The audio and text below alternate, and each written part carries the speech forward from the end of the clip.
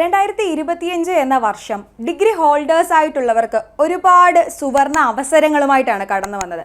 കാരണം Kerala PSCയുടെ degree level നോട്ടിഫിക്കേഷൻസിൽ ഏറ്റവും അധികം നോട്ടിഫിക്കേഷൻസ് വന്നിട്ടുള്ളത് ഈ ഒരു വർഷമാണ്. അപ്പോൾ കുറേ അധികം വിജ്ഞാപനങ്ങൾ ഓൾറെഡി വന്നു കഴിഞ്ഞു. SBCIDയും കേരള അഡ്മിനിസ്ട്രേറ്റീവ് ട്രിബ്യൂണൽ അസിസ്റ്റന്റും കമ്പനി ബോർഡ് അസിസ്റ്റന്റും എക്സൈസ് ഇൻസ്പെക്ടറും SBCIDയും ഇതൊക്കെ ഇതിനോടകം തന്നെ ഇപ്പം നമ്മൾ നവംബറിൽ എത്തി നിൽക്കുന്നു. നവംബറിനോടകം തന്നെ വന്നിട്ടുള്ള നോട്ടിഫിക്കേഷനുകളാണ്.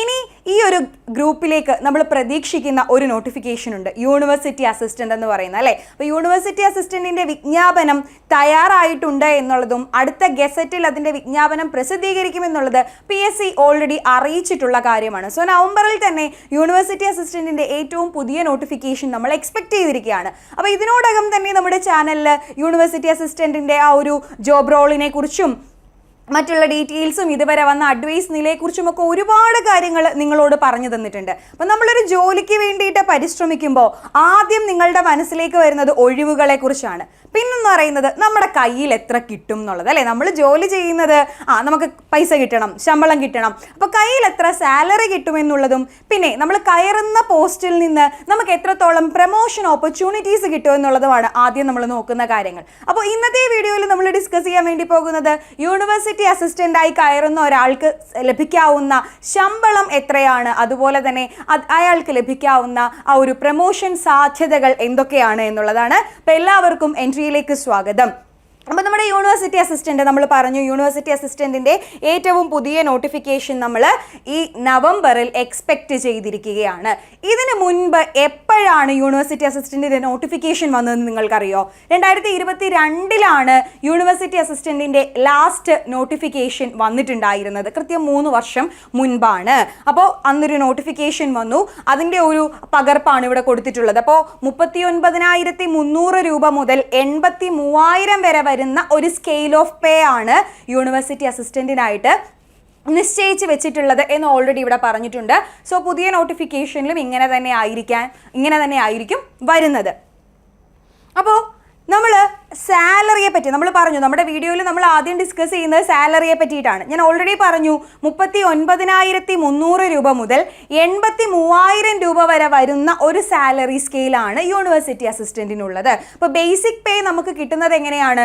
39,300 രൂപ. ആദ്യം അസിസ്റ്റൻ്റായിട്ട് യൂണിവേഴ്സിറ്റികളിൽ അസിസ്റ്റൻ്റായിട്ട് കയറുന്ന ഒരാൾക്ക് ആദ്യം കിട്ടുന്ന സ്കെയിൽ ഓഫ് പേ എന്ന് പറയുന്നത് 39,300 രൂപയാണ്. പലർക്കും വരുന്ന സംശയമാണ്, യൂണിവേഴ്സിറ്റി ഏത് യൂണിവേഴ്സിറ്റിയിലായിരിക്കും നമുക്ക് കിട്ടുന്നത്, അല്ലെങ്കിൽ അതിന് പ്രത്യേകമായിട്ടുള്ള എന്തെങ്കിലും വെയിറ്റേജുകൾ ഉണ്ടോ എന്നുള്ളതൊക്കെ ഭയങ്കര ഡൗട്ടാണ്. അപ്പോൾ കേരളത്തിലുള്ള 12 13 യൂണിവേഴ്സിറ്റികളിലെ അസിസ്റ്റന്റ് പോസ്റ്റിലേക്ക് വേണ്ടിയിട്ടാണ് കേരള PSC ഒരു എക്സാം നടത്തുന്നത്. അപ്പോൾ ഏത് യൂണിവേഴ്സിറ്റി, അതിപ്പോൾ കേരളയോ MGയോ കണ്ണൂരോ കാലിക്കറ്റോ അങ്ങനെ ഏത് യൂണിവേഴ്സിറ്റികളിലും ആകാം നമുക്ക് നിയമനം ലഭിക്കുന്നത് എന്ന് നിങ്ങൾ മനസ്സിലാക്കുക.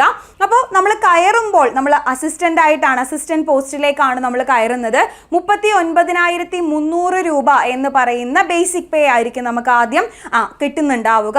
അത് ഏത് യൂണിവേഴ്സിറ്റികളിലാണെങ്കിലും അങ്ങനെ തന്നെയാണ്. പലർക്കും സംശയമുണ്ട്, യൂണിവേഴ്സിറ്റി മാറുന്നതിനനുസരിച്ച് സാലറി സ്കെയിലിൽ വ്യത്യാസം വരുമോ എന്നുള്ളത്. അങ്ങനെ വരുന്നില്ല.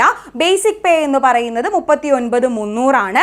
പ്ലസ് അതിൻ്റെ കൂടെ നമുക്ക് house rent allowance HRA house rent allowance ആയിട്ട് ഒരു 10% വരുന്നുണ്ട്. അതായത് 39,300ന്റെ 10% ഒരു 3,930 രൂപ HRA ആയിട്ട് ഹൗസ് റെന്റ് അലവൻസ് ആയിട്ട് വരുന്നുണ്ട്.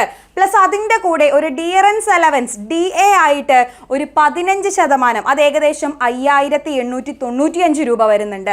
അപ്പോൾ HRAയും DAയും കൂടെ ചേർത്ത് നമ്മുടെ ബേസിക് പേയുമായിട്ട് കൺസോളിഡേറ്റ് ചെയ്യുമ്പോൾ നമ്മുടെ കയ്യിൽ കിട്ടാൻ പോകുന്നത് ഏകദേശം 49,125 രൂപയാണ്. ഇവിടെ നിങ്ങൾ ശ്രദ്ധിക്കേണ്ട ഒരു കാര്യം, നമ്മൾ കൺസോളിഡേറ്റഡ് പേ ആയിട്ട് ഈ 49,125 പറഞ്ഞാലും നമുക്കറിയാം PF അതുപോലെ പെൻഷൻ NPS ആണ്, നാഷണൽ പെൻഷൻ സ്കീം തന്നെയാണ് യൂണിവേഴ്സിറ്റി അസിസ്റ്റന്റിനും തുടരുന്നത്. സോ NPS പ്രകാരം പെൻഷന്റെ ആ ഒരു വിഹിതം കട്ടാവുന്നുണ്ട്. സോ അതുപോലെ തന്നെ PFന്റെ വിഹിതവും നമ്മുടെ ഈ പറഞ്ഞ കൺസോളിഡേറ്റഡ് സാലറിക്കകത്തുനിന്ന് കട്ടാകും. ഇത് കട്ടായതിനു ശേഷമുള്ള തുകയായിരിക്കും നമുക്ക് കിട്ടുന്നുണ്ടാവുക. സോ നിങ്ങൾ മനസ്സിലാക്കേണ്ട കാര്യം, ഈ പറയുന്ന 39,300 എന്ന് പറയുന്ന ബേസിക് പേയോടൊപ്പം ഹൗസ് റെന്റ് അലവൻസും DAയും കൂടി ആഡ് ആയിട്ടായിരിക്കും നമുക്ക് സാലറി സാലറി കയ്യിൽ കിട്ടുന്നുണ്ടാവുക എന്ന് മനസ്സിലാക്കുക. ഇനി നമുക്ക് ഏറ്റവും കൂടുതൽ ഇൻട്രസ്റ്റിംഗ് ആയിട്ടുള്ള ഒരു കാര്യം എന്താണെന്ന് വെച്ച് കഴിഞ്ഞാൽ ഈ DA എന്ന് പറയുന്നത് നിലവിൽ 15%, അത് 18% ഉയർത്തുന്നതിനെ പറ്റിയിട്ട് ചർച്ചകൾ പരിഗണനയിലുണ്ട്. അങ്ങനെ അത് 18% ആവുകയാണെങ്കിൽ ഡിയറൻസ് അലവൻസ് എന്ന് പറഞ്ഞ് മാത്രം നമുക്ക് കിട്ടുന്നത് ഏകദേശം 7074 രൂപയായിരിക്കും. അങ്ങനെയാണെങ്കിൽ ഡിയറൻസ് അലവൻസ് ഒരു 18% മാറ്റിയിട്ടുണ്ടെങ്കിൽ നമുക്ക് കയ്യിൽ കിട്ടാൻ പോകുന്നത് ഏകദേശം 50,304 രൂപയായിരിക്കും. ഒന്ന് ചിന്തിച്ചു നോക്കിക്കേ, നമ്മളൊരു യൂണിവേഴ്സിറ്റി അസിസ്റ്റന്റ് ആയിട്ട് കയറി കഴിഞ്ഞാൽ ഏകദേശം 50,000-ഓളം രൂപ മാസം നമ്മുടെ കയ്യിൽ കിട്ടുന്നു എന്നുള്ളത് ആലോചിക്കുക. ഒരു ഗവൺമെന്റ് ഉദ്യോഗസ്ഥന് ലഭിക്കുന്ന അവധികളും ഒക്കെ പരിഗണനയിൽ എടുത്തുകൊണ്ടാണ് ഈ 50,000-ഓളം രൂപ വരുന്ന സാലറി നമുക്ക് കിട്ടുന്നതെന്ന് ആലോചിക്കുക. അപ്പോൾ യൂണിവേഴ്സിറ്റി അസിസ്റ്റന്റ് എന്ന് പറയുന്ന ഒരു പോസ്റ്റിന് നിങ്ങൾ ഫോക്കസ് ചെയ്യുന്നത് കൊണ്ട് പ്രത്യേകിച്ച് നഷ്ടമൊന്നും ഉണ്ടാവാൻ പോകുന്നില്ല. കാരണം എന്ന് പറഞ്ഞാൽ നമ്മുടെ കയ്യിൽ കിട്ടുന്ന സാലറി അതൊരു ഹ്യൂജ് എമൗണ്ട് തന്നെയാണ് ഒരു ഡിഗ്രി ഹോൾഡറിനെ സംബന്ധിച്ചിടത്തോളം. പിന്നെ ആ പോസ്റ്റിന്റെ ഒരു ഗ്ലാമറസ് പോസ്റ്റാണ്, എപ്പോഴും പറയാറുണ്ട് അതൊരു പ്രസ്റ്റീജിയസ് ആയിട്ടുള്ള ഒരു പോസ്റ്റാണ്, ഒരു ഗോൾഡൻ ഓപ്പർച്യൂണിറ്റി ആണ്. അതുകൊണ്ട് തന്നെ ഇത് മിസ്സാക്കി കളയരുത്. സോ സാലറിയുടെ കേസ് നിങ്ങൾക്ക് ഓൾറെഡി മനസ്സിലായി കഴിഞ്ഞു. ഇനി ഇതിന്റെ പ്രമോഷൻ സാധ്യതകൾ നമ്മൾ ഓൾറെഡി പറഞ്ഞു.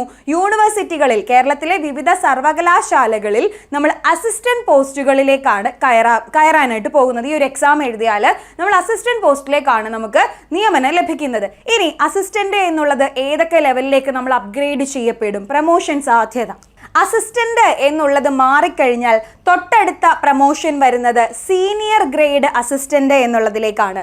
അതിനുശേഷം അസിസ്റ്റന്റ് സെക്ഷൻ ഓഫീസർ എന്നുള്ളതിലേക്കും, പിന്നീട് അത് സെക്ഷൻ ഓഫീസർ, പിന്നീട് അസിസ്റ്റന്റ് രജിസ്ട്രാർ എന്നുള്ളതിലേക്കും, ഡെപ്യൂട്ടി രജിസ്ട്രാർ എന്നുള്ളതിലേക്കും, ഏറ്റവും ഒടുവിൽ ജോയിന്റ് രജിസ്ട്രാർ എന്നുള്ളതിലേക്കും നമ്മുടെ ആ ഒരു പോസ്റ്റ് അപ്ഗ്രേഡ് ചെയ്തു പോകും. അപ്പോൾ നിങ്ങൾ ചിന്തിക്കേണ്ട ഒരു കാര്യം, റീസെന്റ് ആയിട്ട് ഡിഗ്രി ഒക്കെ കഴിഞ്ഞ് ഒരു 23-25 വയസ്സിനുള്ളിലൊക്കെ നിൽക്കുന്നവരാണ് എന്നുണ്ടെങ്കിൽ നിങ്ങളെ സംബന്ധിച്ചിടത്തോളം ഒരു കിഡിലൻ ഓപ്പർച്യൂണിറ്റിയാണ്. കാര്യം നല്ല ചെറുപ്രായത്തിലാണ് കയറുന്നതെന്നുണ്ടെങ്കിൽ റിട്ടയർമെന്റിന്റെ ഒക്കെ ഒരു സമയമാകുമ്പോൾ നിങ്ങൾക്ക് നല്ലൊരു പോസ്റ്റിൽ വിരമിക്കാനായിട്ട് പറ്റും. പറഞ്ഞല്ലോ, അസിസ്റ്റന്റ് ആയിട്ട് കയറുമ്പോൾ തന്നെ ഏകദേശം 50,000 രൂപയോളം സാലറി കിട്ടുന്നുണ്ട്. അപ്പൊ പ്രൊമോട്ടഡ് ആയി നമ്മൾ ഓരോരോ ലെവലുകളിലേക്ക് എത്തുമ്പോൾ അവിടെ കിട്ടുന്ന അലവൻസുകളും സാലറിയും എന്ന് പറയുന്നത് വളരെ വലുതായിരിക്കും. അപ്പൊ നിങ്ങളത് മനസ്സിലാക്കി വെക്കുക.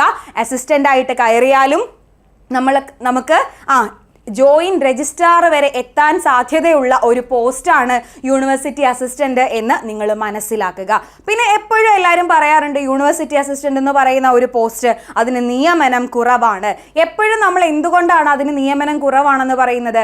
മറ്റുള്ള ഡിഗ്രി ലെവൽ എക്സാംസുമായിട്ട് നമ്മൾ അതിനെ കമ്പയർ ചെയ്യും. പ്രധാനമായിട്ടും കമ്പനി ബോർഡ് അസിസ്റ്റന്റിന്റെ നോട്ടിഫിക്കേഷൻ ഈ ഒക്ടോബറിൽ വന്നതുകൊണ്ട് തന്നെ നമ്മൾ കമ്പനി ബോർഡ് അസിസ്റ്റന്റിന്റെ നിയമന സാധ്യതകളുമായിട്ട് വെച്ചിട്ടായിരിക്കും യൂണിവേഴ്സിറ്റി അസിസ്റ്റന്റിനെ നമ്മൾ താരതമ്യം ചെയ്യുന്നത്. അപ്പൊ കമ്പനി ബോർഡ് ഒരു ബോർഡിലേക്കുള്ള നിയമനമാണെന്നുള്ളതിരിക്കെ യൂണിവേഴ്സിറ്റി അസിസ്റ്റന്റ് എന്ന് പറയുമ്പോൾ ഡിപ്പാർട്ട്മെന്റുകളാണ് എന്ന് നിങ്ങൾ മനസ്സിലാക്കുക. അപ്പോൾ നിയമനത്തിൽ മറ്റുള്ളത് വെച്ച് കമ്പയർ ചെയ്യുമ്പോൾ കുറവ് വന്നിരുന്നാൽ പോലും നമുക്ക് കിട്ടുന്ന ആനുകൂല്യങ്ങൾ, ആ ഒരു ജോബ് റോള്, ആ പോസ്റ്റിന്റെ ഒരു അല്ലെങ്കിൽ അതിന്റെ ഒരു അവസരങ്ങൾ, ഇതൊക്കെ വളരെ വലുതാണ് എന്ന് നിങ്ങൾ മനസ്സിലാക്കുക. സോ സാലറിയും പ്രമോഷനും എന്താണ് എന്നുള്ളത് ഓൾറെഡി നിങ്ങൾക്ക് കിട്ടിക്കഴിഞ്ഞു.